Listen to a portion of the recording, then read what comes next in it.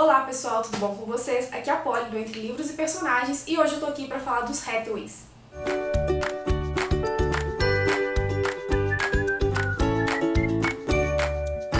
Que eu amo romance de época não é novidade pra ninguém, na verdade, todo mundo aqui nesse canal tá careca de saber. E hoje eu resolvi vir falar de uma das minhas séries favoritas de romance de época que não é tão falada na blogosfera, pelo menos assim não tanto quanto eu gostaria, que é a série dos Hathaways da Lisa Kleypas, que foi lançada aqui no Brasil pela editora Arqueiro.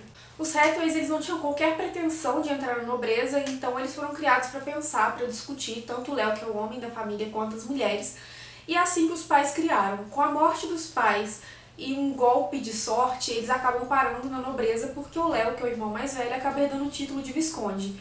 E é a partir daí que a gente vai começar a acompanhar essa família que não foi criada para viver nos salões de baile, que não tem os costumes nem os modos ingleses, mas que estão sendo jogadas ali naquela realidade, naquele ambiente, e eles são incríveis, gente, sério. Só vale ressaltar que a escrita da Lisa é incrível, é super fluida, e os roteiros aqui são bem diferentes do que se encontra em romances de época, pelo menos assim, em essência, porque no final a gente sabe que são todos os mesmos, e eu acho que vale muito a pena a leitura. Agora chega de enrolação e eu vou falar um pouquinho de cada livro pra vocês. O primeiro livro é o livro da Amélia, que é o Desejo à Meia-Noite. A Amélia, ela é a mulher mais velha da família e ela meio que tá sendo uma matriarca porque o Léo, ele tá numa fase da vida que não é nada legal. O Léo, ele perdeu o amor da vida dele, então ele começou a beber, a jogar compulsivamente, e a Amélia vive buscando esse irmão nas casas de jogos e evitando que o pior aconteça com ele. E é uma dessas vezes que a Amélia vai buscar o Léo numa dessas casas de jogos que ela acaba conhecendo o Ken. O Ken é meio cigano, meio irlandês, e os dois ficam meio enfeitiçados um pelo outro, mas ela não quer ninguém que ajude, não quer homem na vida dela, porque ela passou por uma desilusão amorosa. E o Ken, ela é de uma cultura totalmente diferente, mas ele tá disposto a fazer de tudo pra ajudá-la. E aí vai surgindo um amor entre os dois e é lindo. E o principal diferencial dessa obra é a abordagem da cultura cigana no século XIX, porque é incrível. Eu, pelo menos, nunca tinha lido nenhuma obra que abordasse essa cultura, a forma como era vista, como eles mesmos viviam naquela época, então achei incrível, sério. O segundo livro dessa série é Sedução ao Amanhecer, e que a gente vai ter também a abordagem da cultura cigana através do Kev. O Kev é um cigano que foi encontrado praticamente morto na infância pelos pais dos Hathaways, e eles acolheram aquela criança e cuidaram dele como se ele fosse da família. Mas o Kev, ele sempre se sentiu inferior a eles, ele sempre sentiu que ele não era bom o suficiente para ser tratado como um irmão. E a Win, ela é uma das irmãs Hathaway, ela sobreviveu a um surto de escarlatina, então ela tem uma saúde muito fragilizada. E o Kevin sempre nutriu um amor por ela, mas ele não tinha coragem de se aproximar porque tinha medo de fazer mal pra ela, e também por causa desse sentido de inferioridade que ele criou na cabeça dele. A Win, ela vai fazer um tratamento fora do país e ela volta anos depois bem mais bonita do que nunca e com o médico que fez o tratamento dela, só que o Kevin parece estar ainda pior com ela, ele tá tratando ela de uma forma muito ruim. E aquele médico, ele tá todo galanteador tentando conquistar a Win. Então o Kevin vai ter que decidir se ele vai superar os complexos e os receios dele pra tentar reconquistar a Win, ou se ele vai deixar ela ser conquistada por outro homem que talvez nem seja tudo aquilo que ele parece. Então assim, é uma história linda também, e é super envolvente, e é um daqueles romances que vão te fazer suspirar, né, gente? Então, assim, vale muito a pena. O terceiro livro da série é Tentação ao Pôr do Sol, que é um dos meus livros favoritos dos Hathaways. Aqui a gente vai ter a história da Poppy e do Harry. A Poppy é a irmã Hathaway que mais se encaixa ali na sociedade, mas que não é bem vista pela família dos mocinhos nobres porque ela é uma Hathaway. Então, assim, ela tá ali se envolvendo com um nobre que tá cozinhando ela em banho-maria, tá falando que vai apresentá-la pro pai, que vai pedir em casamento, mas ele nunca o faz.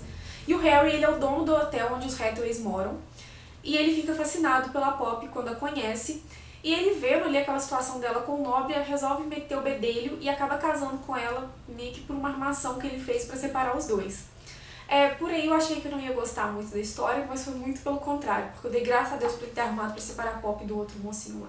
A Poppy vai viver no hotel do Harry, ela vai descobrindo o homem incrível que ele é e todos os traumas pelo qual ele passou. Ele também vai vendo cada vez mais qualidades na Poppy, porque ele não se casou com ela pela beleza, foi por tudo que ela representou pra ele. E aqui a gente ainda vai ter os funcionários do hotel, que são meio que como a família do Harry, porque a família dele na verdade não é próxima, que ficam ali armando, tentando fazer com que os dois se apaixonem, que lembram muito a Madame Samovar, o Horloge, e o Lumière de A Bela e a Fera. Eu me identifiquei muito a eles, assim, e é incrível, é uma história que vai te fazer rir, que vai te encantar. E assim, gente, a forma como os irmãos Hathaways vão se metendo na vida uns dos outros através da série, e como eles fazem o Harry ser aceito ou não na família. É muito divertido, gente, sério.